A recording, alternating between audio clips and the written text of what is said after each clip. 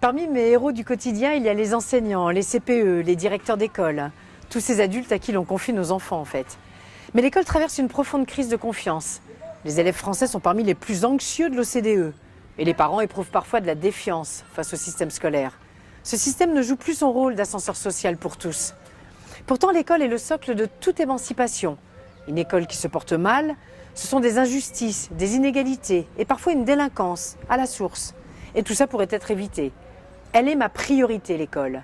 Et c'est dans toutes les premières années de l'école primaire qu'il faut mettre le paquet. Et c'est pour cela que la mesure phare d'Emmanuel Macron est de réduire les classes de CP et de CE1 des établissements de l'éducation prioritaire à 12 élèves par classe. Pas 12 000 classes dès la rentrée, mais déjà des centaines en septembre prochain, avec des professeurs qualifiés. Il n'est pas acceptable que les enseignants les moins expérimentés soient en charge des élèves qui rencontrent le plus de difficultés. Mais les réformes pour l'éducation, c'est aussi une plus juste reconnaissance du travail des enseignants et le choix de leur faire confiance. L'école républicaine ne se réveillera pas si on les considère comme de simples exécutants. Liberté à tous les étages comme responsabilité à tous les niveaux sont les solutions que nous prônons. Notre 9e circonscription est particulièrement concernée par ces sujets. Nous avons des quartiers en zone d'éducation prioritaire qui pourront bénéficier dès la rentrée de ces classes à effectifs réduits.